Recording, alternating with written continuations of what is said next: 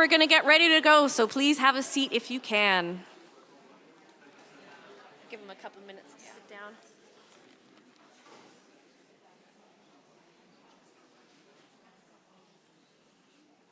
All right, everybody, we made it, last day. I just want to thank everyone here for joining us for the final day for the festival. If you haven't done so already, please take a moment to fill out your evaluation forms and hand in your wristbands to get your name in for the book draws. Also, we said that we sold out of KJ Aiello's books yesterday. We found another box of books, so if you want KJ's books, we have some copies here. Before the panel begins, I'd like to take a moment to acknowledge the land we're on today. The Saskatchewan Festival of Words would like to humbly acknowledge that our work is carried out on what is known as Treaty 4 territory, more specifically, Mosatoskan, also known as Moose Jaw. This is the traditional territory of the Nehawk, or the Cree, Anishinaabe, Saulteaux, Lakota, Nakota, Dakota, and the homeland of the Métis Nation. Our organization is dedicated to honoring the treaties and is committed to reconciliation. Each year, we strive to curate diverse programming and create equitable access. Our work is guided by these principles, and we continue to educate ourselves and each other on diversity, equity, inclusion, accessibility, decolonization, and anti-racism. Throughout the year, we work with our partners at WACA, the Waccamaw Aboriginal Community Association, as well as other Indigenous cultural groups and artists, and it is through these community and artists and collaborations, last day. And we continue our own learning and unlearning to question and challenge and to listen and understand. And so, you guys can come on up. Please welcome Angie, Lynn, Jennifer, and Terry.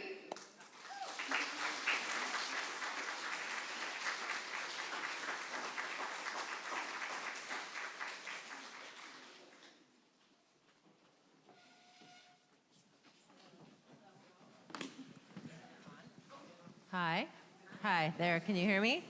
Okay, I'm Angie Abdou. I am a writer and a professor of creative writing and English literature, and I am a Moose Javian. And I haven't lived here since 1987, but I still consider it home, as you probably heard me say at the various sessions. And I've spent much of my life, if you know me, you'll know this, in the swimming pool, competitive swimming. And this morning on my way here, I walked by the outdoor pool. I've been having nostalgia all weekend, but this time the backstroke flags were out and the Moose Jaw Kinsman Flying Fins coach was yelling at the swimmers. Whole new level of nostalgia. So I don't know, Moose Jaw's in my heart. It will always, always be my home. So thank you for having me. And I'm so proud to come back to Moose Jaw and call it home because of this festival. So how about a big round of applause for the organizers?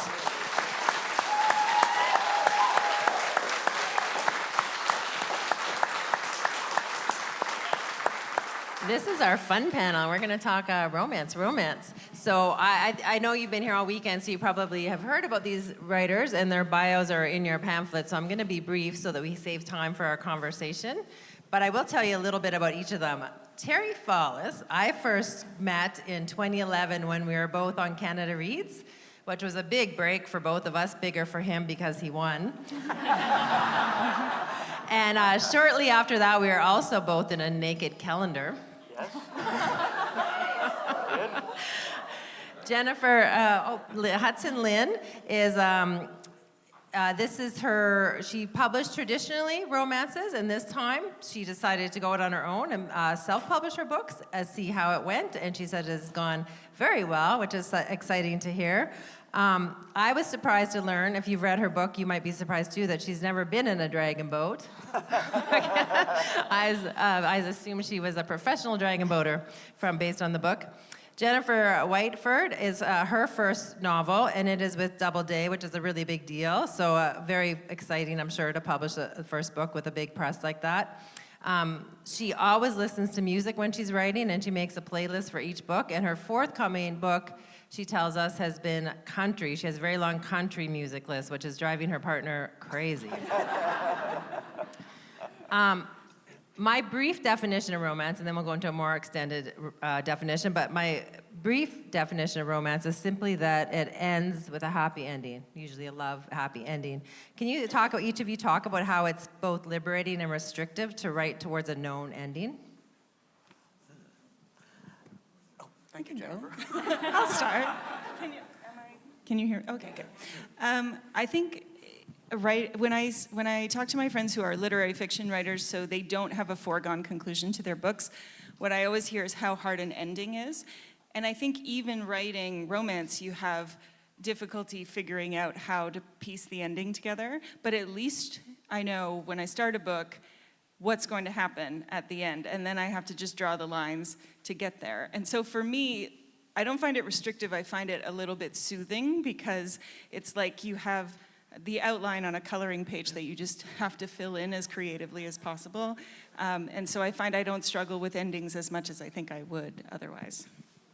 Yeah, I agree. I don't necessarily find it restrictive. I definitely find it liberating, not just that I know my end destination and so I don't have to worry about that, but also the fact that the end destination is always happy, and that no matter what kind of characters you put into your book, they always get their happy ending. They don't well, maybe other people die, but the main characters shouldn't die.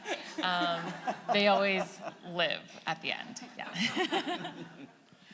Well, I've learned something this morning. I was not aware that all romances ended with happy endings. I didn't know that, and I guess this is more of a love story than I've ever written before, but I didn't feel restricted because I didn't know about that limitation. On the other hand, if you've read my other novels, you know that I never write a novel without a happy ending, so I think I fit right in anyway. Have you ever been writing a romance and you know you're going towards one ending, that your main character is going to get together with so-and-so, and it has switched, so they get together with someone else, but it's still a happy ending and a love story? No. That would be kind of fun. You're like, this isn't working. I like this character better. Well, sometimes you can set it up as like a love triangle. That's like a common trope, not just in romance, but like in movies, the love triangle. But I think as romance authors, when you set out to write a book, you know who the two main characters are, and you know that those are the two people who have to end up together at the end. And yeah, maybe there's other people who come in and complicate the situation, but it should be pretty clear who ends up together. And if it's not clear at the beginning, your editor or your publisher or your beta readers will be like, wait, no, you have to they prefer honestly within the first chapter that the two characters meet and begin whatever interactions they're going to have. Yeah. I didn't know that either. I'm learning a lot this morning. This is great. I think the thing is that the readers want to know who to root for. And so they want to know that, like, oh, this is the couple I want to root for. And if it's not sure, if it's ambiguous, then the readers get upset. And I think, I like watching rom-coms, and I think there's something soothing about that everything's going to work out okay, and who's going to get together, and it's a relaxing thing to read.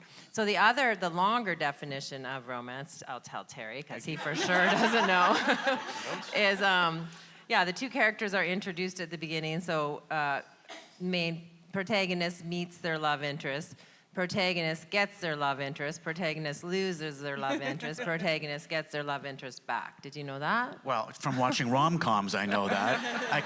In the movies, I keep waiting. Okay, something's got to happen here. They have to split apart for about 15 minutes. Yeah.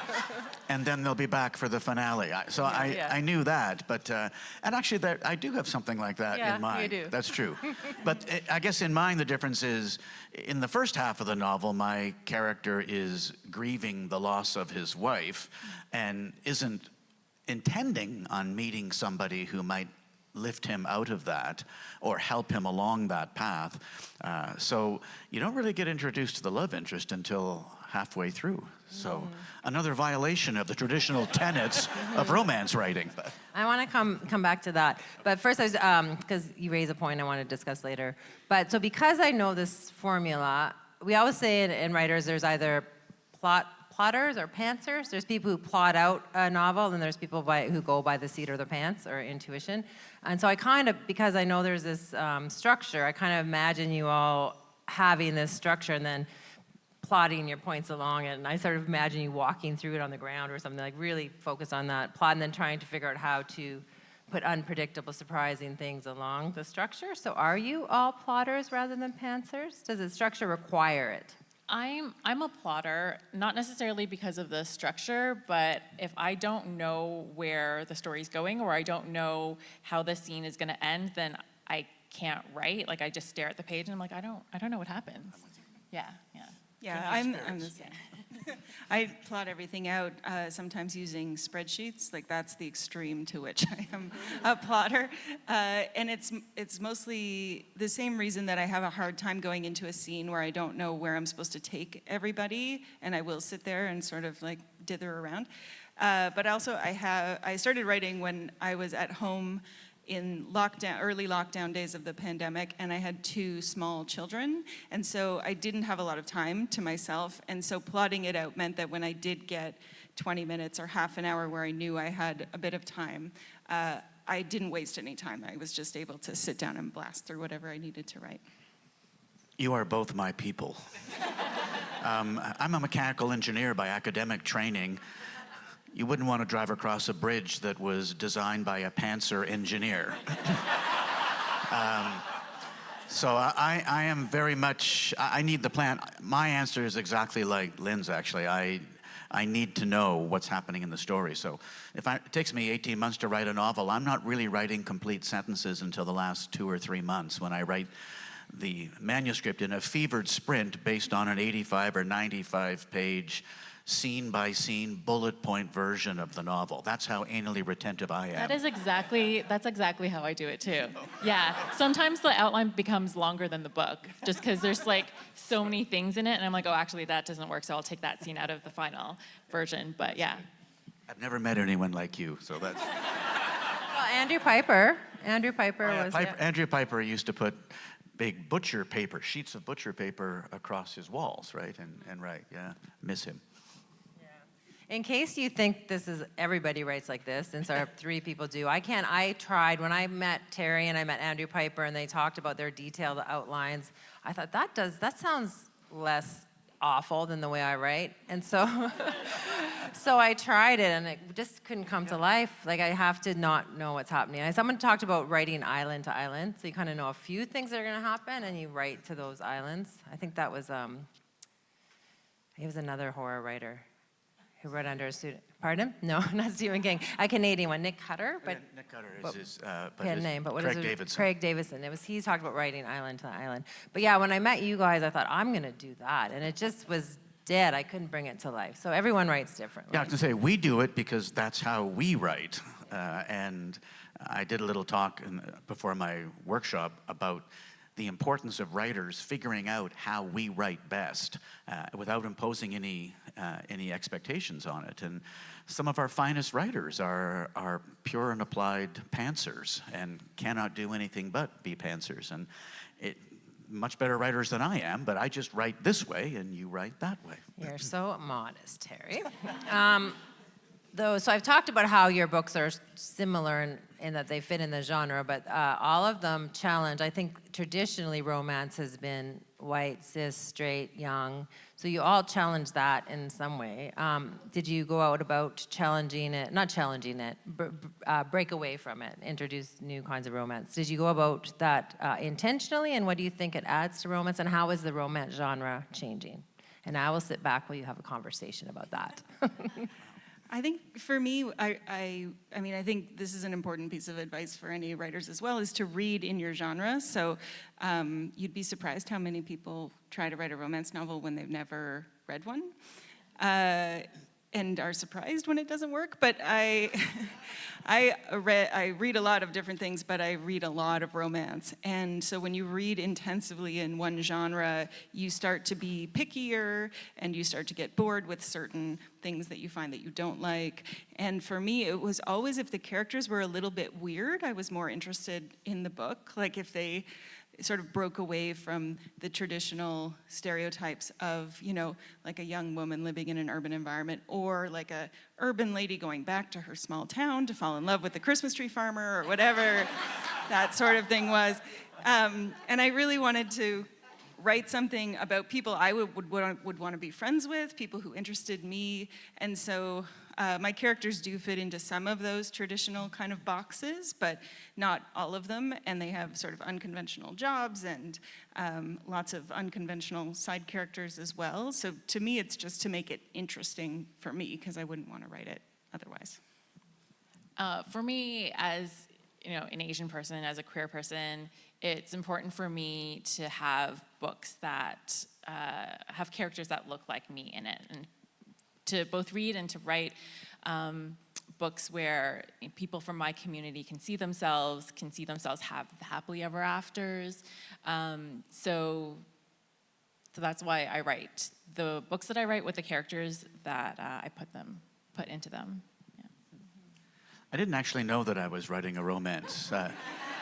You didn't know you were doing something different because you didn't know what you were doing. Well, there's always a little bit of romance in my novels, but this is the first time I've written one where it kind of took center stage, but I still didn't recognize it as a romance.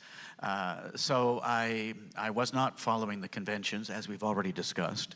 But I did want to write about the grieving process. I wrote this novel in the middle of the pandemic, and I think all of us, everyone in the room has probably knows somebody, maybe a close loved one who passed away during that time, and I wanted kind of to see those people in the novel, not unlike what you were just saying. I want them to recognize themselves in the novel. And I really wanted the love interest to be completely different from the spouse who died 2.5 years before the novel opens. I didn't want my character to fall into a doppelganger of his first wife, so I made her quite different, and I really loved that character, actually. But so I forget what the question was now. Well, I had asked if you'd consciously worked against the tradition or worked to expand the tradition. And what I saw in your book, because they are typically young and beautiful, the people in romances, and yours is someone who's been through... Old and ugly. But yours is somebody who's been through a marriage, been through raising kids, is older, and doesn't really expect to find love again. And I liked that for obvious reasons. That we won't go into. So I'm going to just start saying that, yes, I intentionally set out to defy the conventions of romance writing for this novel. That'll be my new kind of thesis on the story. Due to ageism, yes.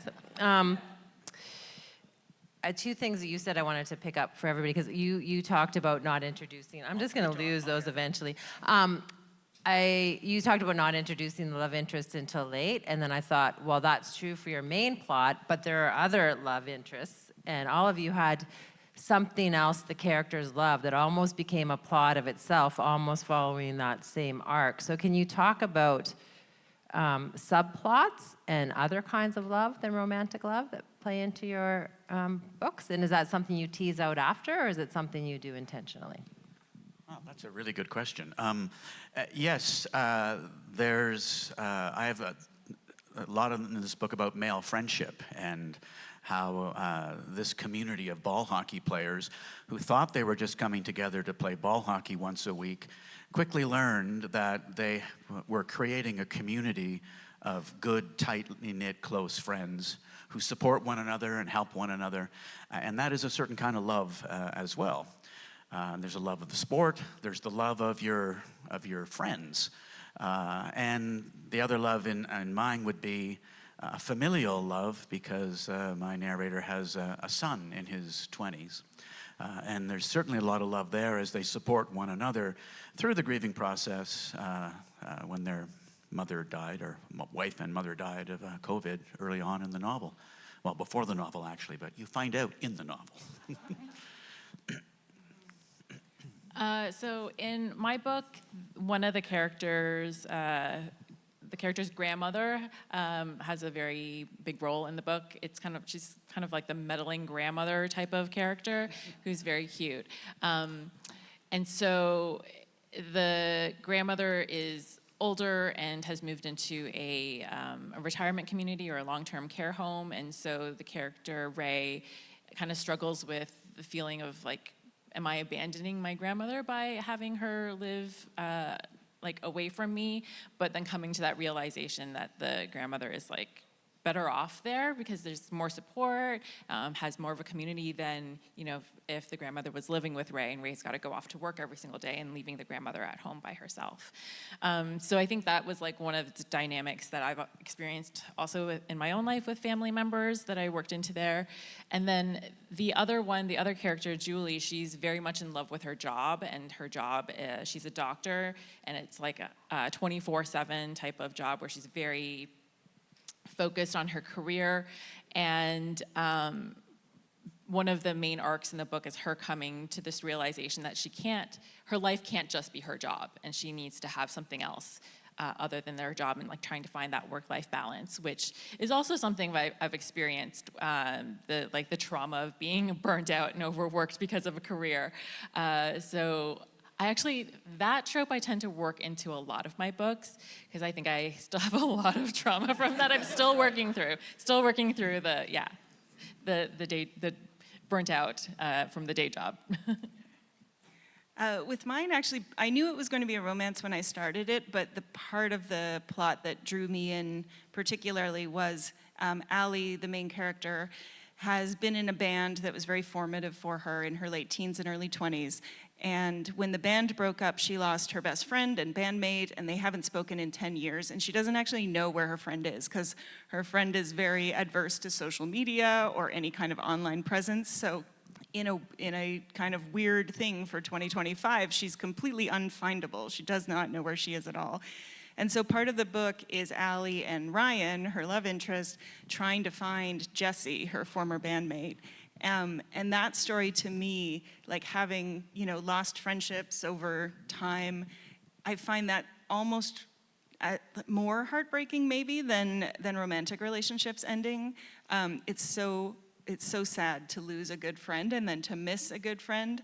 And so that to me was sort of the emotional core of the book as I started it. And then Allie and Ryan developed this relationship kind of around that search for the old bandmate.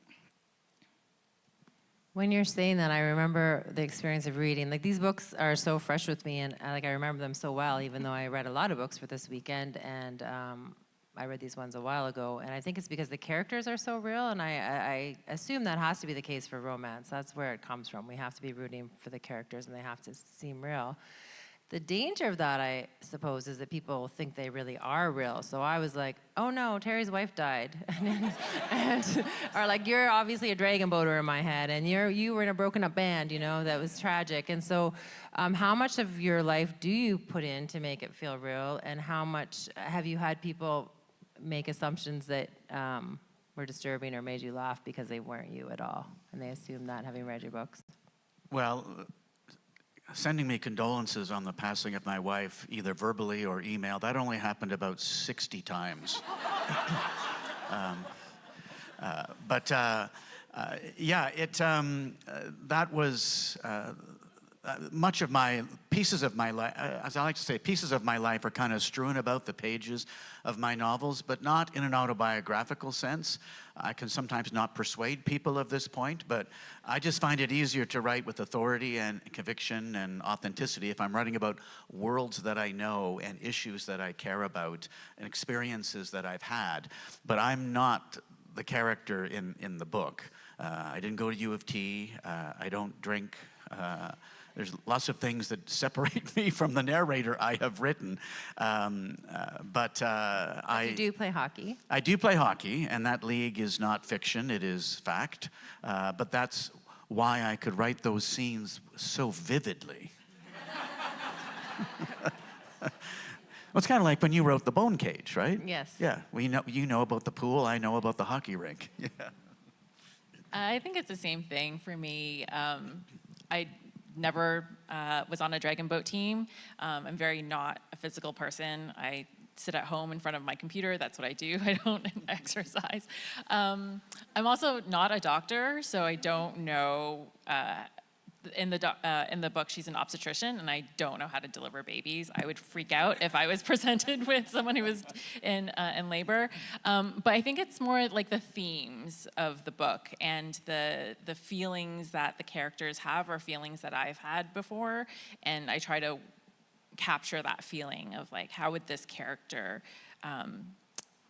react if they encountered this feeling, or if they were in that situation where this type of feeling came up, or like questions that they're struggling with, like the whole burnout thing, and like work-life balance is something I'm very familiar with, and having the character grow through that struggle is something that I've done before. So I try to work in the themes and not necessarily the actual like jobs or things that they do. Yeah, for me, I was in a band when I was younger, but I was not sad when that band broke up, and I have not been mourning it for 10 years. So that was actually where I actually reached out to all of my former bandmates before the book came out, and I was like, just so you know, I don't want to get the band back together. But it informed more, honestly, the logistics and the details of the book. Just like you said, knowing a certain world. I know what it's like to tour. I know what it's like to be in a van and being creative with other people and carrying your heavy amps through terrible smelly back alleys and sleeping in questionable places and getting asked silly questions by male reporters who want to know if all the bandmates get their periods at the same time, which is a detail in the book. That actually happened to me. So, I mean, I've stolen all these little bits of, descriptions and other things that I put in the book to make it more rich, but it's not my life at all. And I know, I can't believe how often readers assume that everything in our books is true. And speaking about the world, 2 of my previous books were set in the finance world, which is where I worked in finance. And I wrote those 2 books right after I quit my finance job. And if you read those books, you can very clearly see all of the things that I think are wrong with the finance world. I put into those books. So yeah, about the world, it's like the types of things that they do, or the type of situations that they encounter, or sometimes like the specific interactions that they have with certain people because they're in that world. Yes. So this one is Dragon Boats and Doctor's Notes, but I think it's sold out. But one of the other finance books is out there in case you're interested in the dark secrets of the finance world. Just a final thought I had while my colleagues were talking. The other reason I tend to write about things that I know about and we've maybe experienced, even though we're not in the novels, is that I don't love doing the research part. So I don't want to research a topic I know nothing about and then try and write it with some authority in a novel where experts out there in the audience would know immediately that I've just read the Wikipedia page and put some bullet points in. So writers strive to write with authenticity, I guess, or to be convincing. We want to persuade you that we are experts in this. So it's easiest to do that for me if I'm talking about ball hockey or songwriting or something that I actually do on the side. Yeah. That's why I write contemporary romance and not historical romance, and I have to research. Way too much research. No, that's way too much. No. That's unanimous, I guess. Yeah. Yeah, that's why when I did the Bone Cage, I did wrestling and swimming. I'm like, why would I research 2 other sports when I know 2 so well? Yeah. And you couldn't possibly Get it right, that's good. have written it as well as the sports that you were immersed in. When I asked earlier about other love plots in your books, I was also thinking of love about 2 activities. Like you have, for sure, the male friendship is unique and interesting. I wonder if it's idealized. I will talk about that later. But you have the love of hockey and the love of music, the love of dragon boating, the love of your job, even if it does go too far, the love of music, and they all kind of have their own arc where they're going well, and then something happens and they come back. So is that conscious that would you use the word love first of all? And did you, because as I started talking about these books, and you think of all the subplots, and then the music, dragon boating, and hockey subplot, I can imagine you having to map them out and make them parallel to each other, and so they all come to a nice ending at the end, which seems very complicated to me. Really, should I have done that? No, that makes sense. It does make sense. I mean, when I talk about this book, I always I sort of question why I tried to bring together. There are sort of 5 themes that I have identified in the book, because it covers aging as well, and love, loss, and recovery. And I think, why did I try to bring, and Paris in the 1920s, of course, which fits in so well there. So I don't know why. These were just the ideas that were rattling around in my brain pan when it came time to write my 9th novel. And I questioned whether it made sense to try and bring them in together, and then I thought, what the heck? It was the first novel I wrote when I was writing full-time, fully retired from my day job.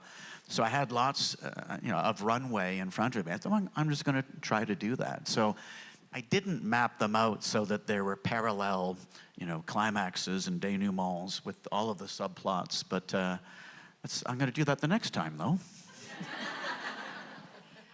I think that with romance, one of the dangers of romance is this idea that once you find a romantic partner, then all of your problems are solved.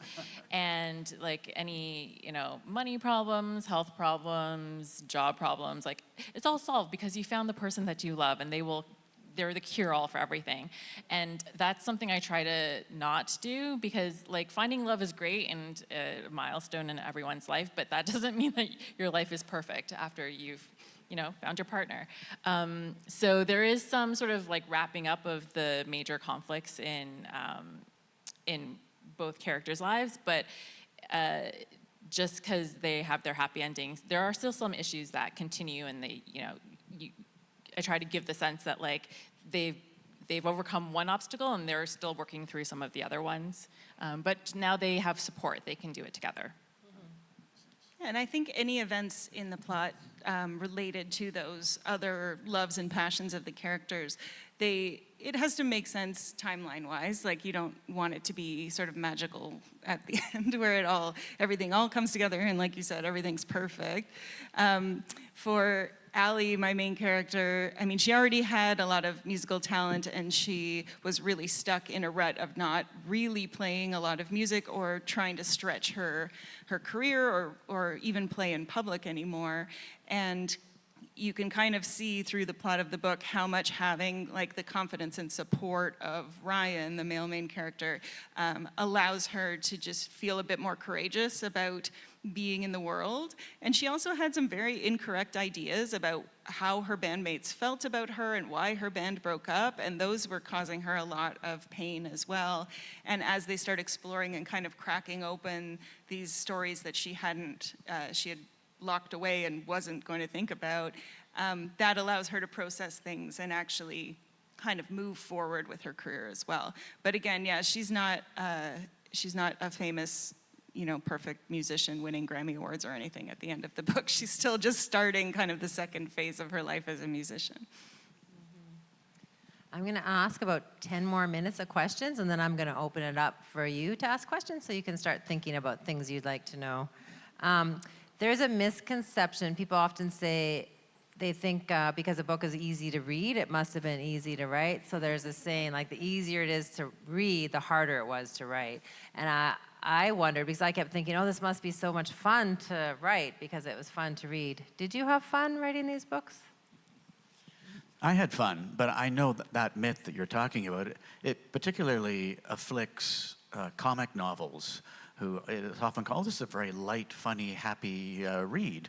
But it is a lot of work to make it seem that way. But I really enjoyed writing this one, even though there were some sad sections that I hadn't had much experience writing some of that stuff, because while there is some sadness in my other novels, not to this extent. So that was a bit different for me. But I was kind of feeling it anyway, because we were living through the pandemic and socially isolated and fearful. So it came pretty easily. And I enjoyed writing it, but I've enjoyed writing all my novels. So I feel very lucky that I do enjoy writing. Yeah, this one wasn't too bad. It started out as a short story, actually, and so I already had a version of it that I wanted to expand on and turn into a novella. I've definitely had other books that were more difficult to write, so this one wasn't too bad, actually. This was actually the second book I wrote during the early years of the pandemic. The first one was also completed, and it was the book that allowed me to get a literary agent, and then it did go on submission to publishers, and no publishers wanted it.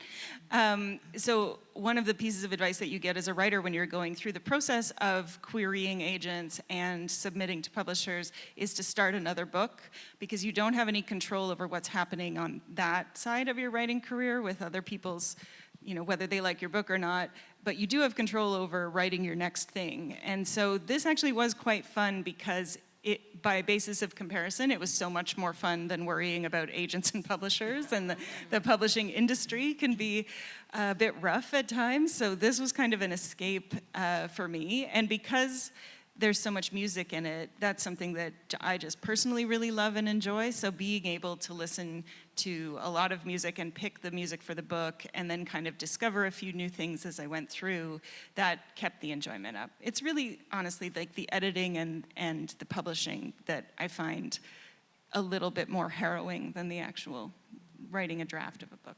So they disagree with Guy Vanderhey, who says writing is like having a rusty nail pounded into your head. It is sometimes, for sure. Yeah, it can be. It can be. Okay.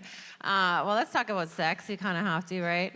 So romance, you have to have some sexual tension, sexual activity. Is that hard to write? How do you feel about it when it comes out? What kind of response do you have? Is it nerve-wracking?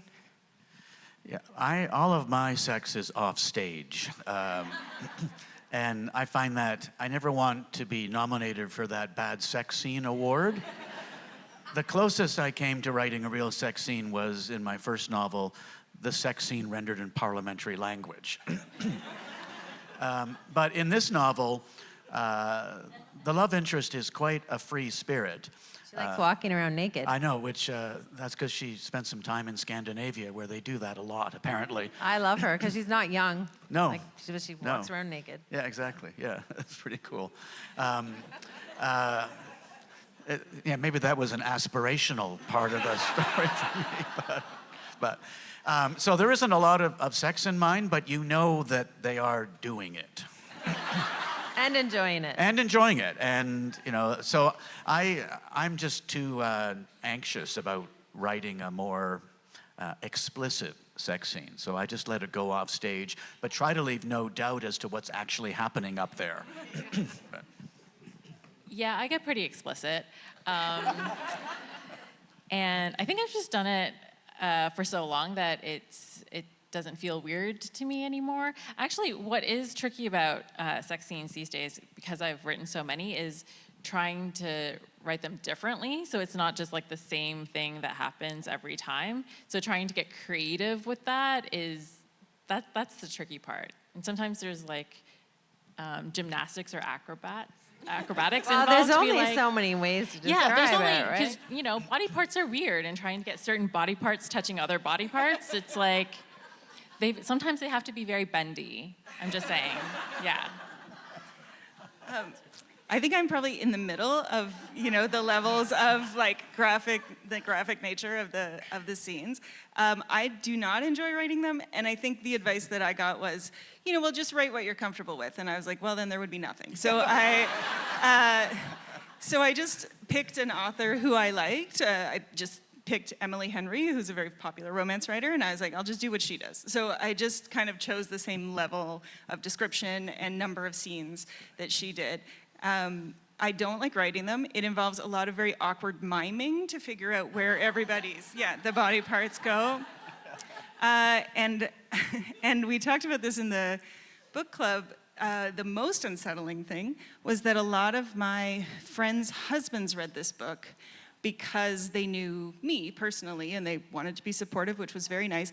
But they all had to discuss the sex scenes with me when they talked to me about the book. And I just started saying like, no, we don't have to talk about that. And you talked about writing in bed. I think you write in bed on your computer and miming sometimes. things out, and your husband being like, "What are you doing?" Yeah, what are you doing? Yeah. That's fantastic.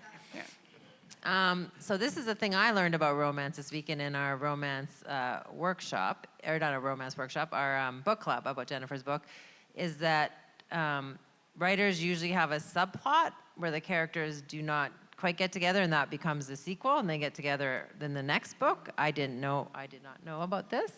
So I wonder if what's coming next for each of you, and is there a sequel in the works?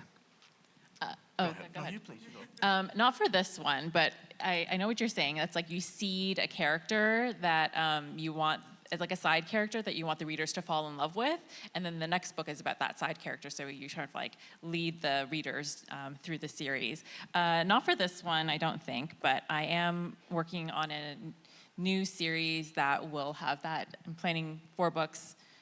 4 books is ambitious, so it might end up being 3, but it is about 4 women in their 40s who are all CEOs in their respective industries, and they all went to university together and then kind of like climbed up the ladder together, and each book will be one of their stories. I kind of rookie mistaked when I did this one, and I didn't include a character that would be a good character for that to happen. But the cafe that's in this book was a centerpiece of the first book I wrote that didn't get published, and it's also mentioned several times in the next book that I have that's coming out in 2027. So rather than a person, I actually have a place that is like anchoring the stories that I'm telling. But there is a very exciting romance in a subplot of your book. They just get together, so you can't have a there are sequel. a couple of fun characters. Allie's coworker, Ren, and Ryan's roommate, Anisha, who are both very odd, like quirky, fun characters. And one of my favorite scenes in the book is when Allie and Ryan are very tentatively, like maybe thinking about kissing, and they come downstairs to the cafe and find Ren and Anisha like completely having sex on the kitchen counter. And so it's a bit of a buzzkill for your PG relationship upstairs when you come downstairs and find your roommate and friend getting it on in your kitchen. My next novel is coming out in a matter of a couple of months, I guess, October 7th, and it does not pick up anything from this novel. There's no overlap. It's a completely different scenario. But I'm very fond of the characters in this novel, A New Season. And it is possible, I guess, I hadn't really thought about it until you just mentioned that now, that maybe I might think about how I could bring them back somehow. Maybe spending more time in Paris. The sun. Okay, I have a vote here for involving the sun. That's a really good idea. Just going to make a note of that. See, we presented this as a panel, but really it's a romance workshop for Terry. Yeah, that's right. Exactly. I've learned so much. That's true. Okay, I have 2 more questions, and it's your turn. So as I said, I love the characters in your book, and I don't read a lot of romance, but my understanding from reading these 3 is that it's a character-based genre, and you really have to fall in love with the characters to make it work, and you really have to be rooting for the characters. So I'm wondering, I guess it's a kind of a 3-part question, but which is your favorite character in your book that came the most alive for you? And do you, in order to make that happen, do you base little parts on people you know, or do they just really come out of thin air? Why don't I start, because I can remember the question, because I'm not going so soon after. I think my favorite character is a woman named Callahan in the novel, and she's an older woman. She's 56 years old. She works. That is not old. Excuse me. No, sorry. You're gonna get me and the Robins mad Sorry. at you in a second. Quite right. I meant in comparison to the traditional romance novels that you have been describing as really young. They're twice as old as that, in fact. But so 56, and the narrator is 62. She works in this cafe on the left bank in Saint-Germain-des-Prés in Paris. And I didn't expect to love her as much as I did, but in my quest to make her fundamentally different from Jack's deceased spouse, who was a high-flying mergers and acquisitions lawyer in downtown Toronto, I hope I imbued in her a spirit that was just charming to me. I really liked her. I mean, there's a little scene. She's finished her shift, and she notices that that Jack is reading Morley Callahan's memoir called That Summer in Paris, or My Summer in Paris.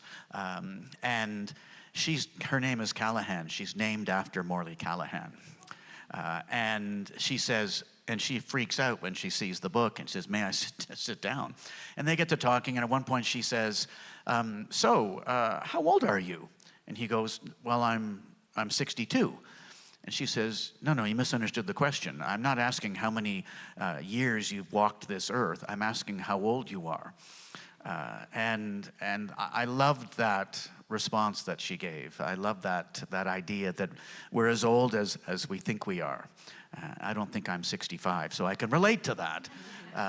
But I was very fond of her, and she does quirky things. She's an artist, a very accomplished artist, but is quite humble about her art. And I just was very fond of her. And so I'm keen to think about how I might bring her back. I'm assuming she'll still be with Jack, but you never know.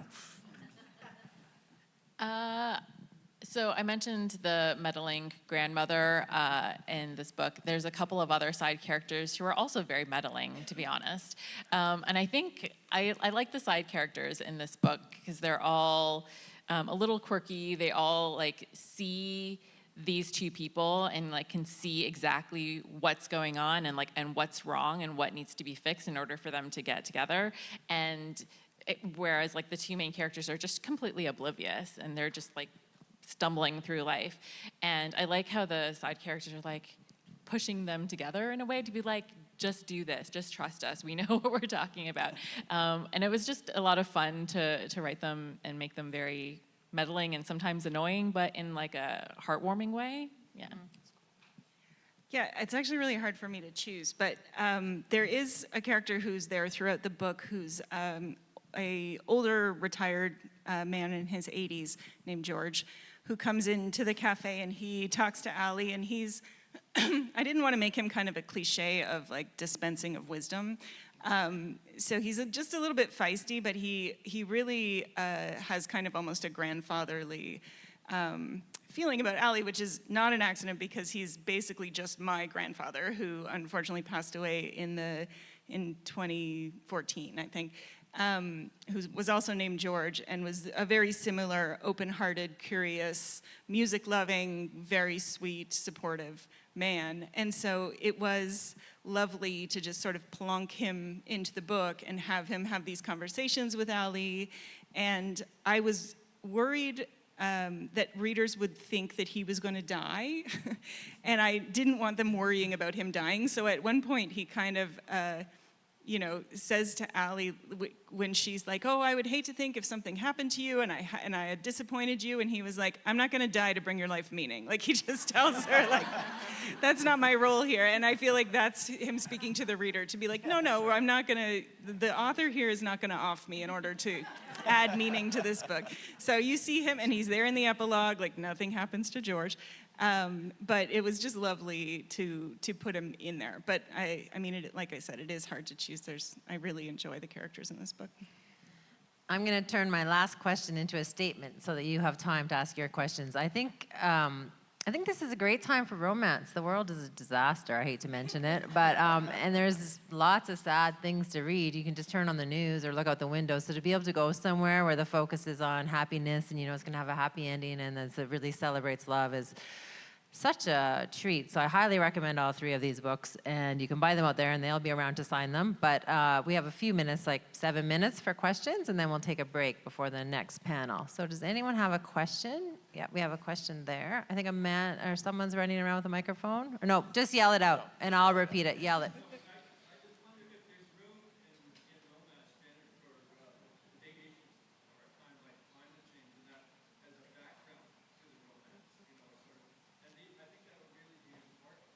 Yeah, that's a great question. Is there room for the big issues of our time in romance? Can you have climate change in romance?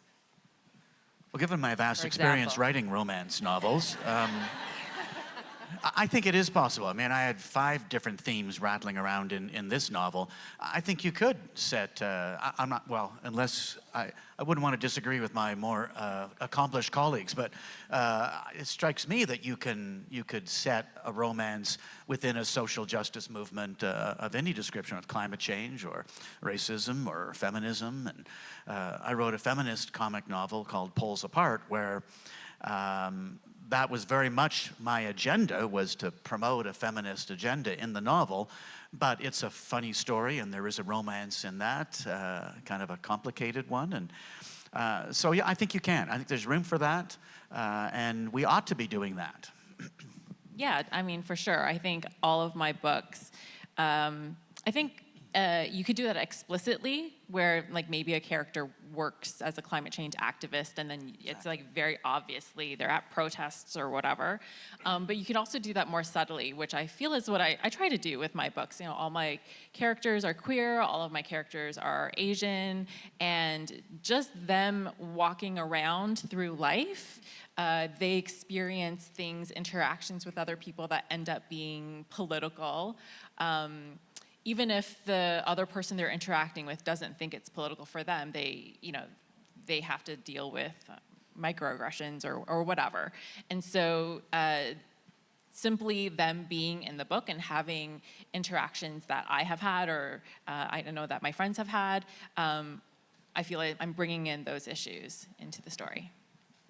Yeah, and I think, like Angie said, it's a character-driven genre, and so, yeah, I thought the same thing. Oh, you would just have the character be a climate activist, or you would have them be a climate scientist, or you would you could set your romance anywhere you want. There was a period of time where people were like, they have to be in New York City, and that is where mine is, but that was not for that reason. Yeah, that was more of a small town Christmas tree farm. Of course, yeah, the Christmas tree farm. But I mean, you could set it in a northern community that's feeling, very graphic effects of climate change. Like, this is kind of an exciting thing to ponder, because it just immediately starts wheels turning. I'm like, okay, well, how would I do that? That's kind of fun. And I think it's hard to be a writer without taking the things that are important to you, which are often those big issues, and putting them into your books. And some readers don't want that. There's definitely pushback from readers. Sometimes my book mentions racism in one of the first chapters, and a couple of the reviews were like, well, I put this down when I saw that she mentioned that racism existed. Goodreads reviews. I know, but I do, so. I don't know what to tell you. But yeah, so I mean, I think you have to find the books that are for you, and the books that I like are the ones that are aware of the problems of the world. Okay, you were going to say something else. No. Well, I was just going to say that if it's a climate activist, the romance is perfect, because the climate activist could be so focused on the big issue at hand that they do not see what's happening around them, and the oblivious second partner, I guess, the oblivious partner in the romance. I think that could work out really well. And you can Yeah, have so like in an 3 advocate years, for we're the gonna poor, have- an advocate. Yeah, You could have, exactly. It can be a climate change activist protesting against like a CEO of some awful and she company, falls in love with and the then they fall in CEO. love. Like maybe they had a one-night stand and they didn't know who each other were, Right. and then they're at the protest and they're like, yeah, I have to go I now. love it. yeah. You can You have have to that one, beat Terry. these You can write two. that one. Yeah, I'll give that one to you. We have We'll a question over reconvene there. this panel in 3 years where we all talk about our climate change romances. Yes, back. So I'm just wondering, similar to this spontaneous plotting that's just happened, all 3 of you have said you're planners, but how do you leave room for spontaneity? Do you have chance encounters or sudden intrusive thoughts that make you rethink how a character would act, or do you get to know them better and realize that you're going in the wrong direction? Or, how often does something completely random happen? I'm just going to repeat that in case anyone didn't hear. So they've all said that they're plotters, but he's wondering if sometimes something surprises them, or characters grow in a way they didn't expect, or a chance encounter, and so the plot grows in a different way even though they have planned it. And if they leave room for spontaneity.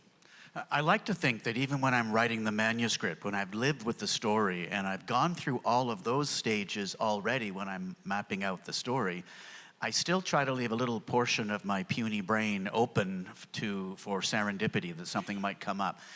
And when it has happened, it has never been something fundamental to the story, because I've sort of I've covered all those bases already in the planning. But I haven't on occasion discovered that I can tie two separate loose ends together. And I'm very much let's wrap things up in a nice, neat little package so no one has any questions.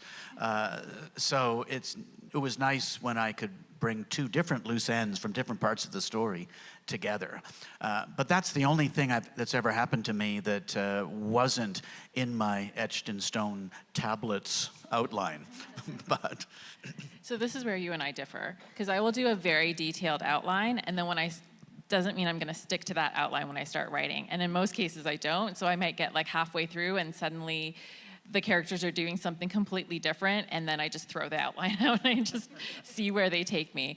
But yes, like sometimes as I'm learning who the characters are as I write, and so by the time I get to the end of the book, I realize the people I wrote at the beginning of the book aren't actually who the characters are, and I have to go back and sort of rework all of that. Yeah.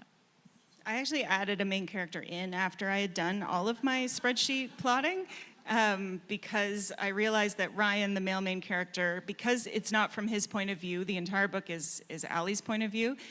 There wasn't anyone telling us his secrets or telling us, what things had happened in his past that made him act the way he did. So I gave him a very chatty and boundaryless female roommate, who ended up becoming one of my favorite characters. But she was an absolute, 11th hour addition to the book to solve that problem of not being able to get deeply enough into his feelings. And then also at the end of the book, there is a reveal that I won't spoil. But that particular reveal that a lot of readers have mentioned to me that they really enjoyed came to me in the moment of writing the book.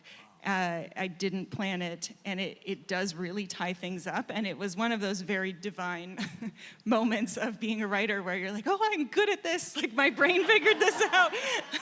So anyway, if you read the book, you'll get to that reveal, and you can experience my joy at it working out. And the character that Jennifer added at the end is my favorite. We're going to stop because we have 20-minute break, and then we have the next panel up, so I cannot go any longer. But you can find the authors and ask them questions during the break. They'll mill around about the books in case you want to buy some of these wonderful books and get them autographed. And then we'll be back at 11:10 for the next panel. But let's give these authors a round of applause. Thank you.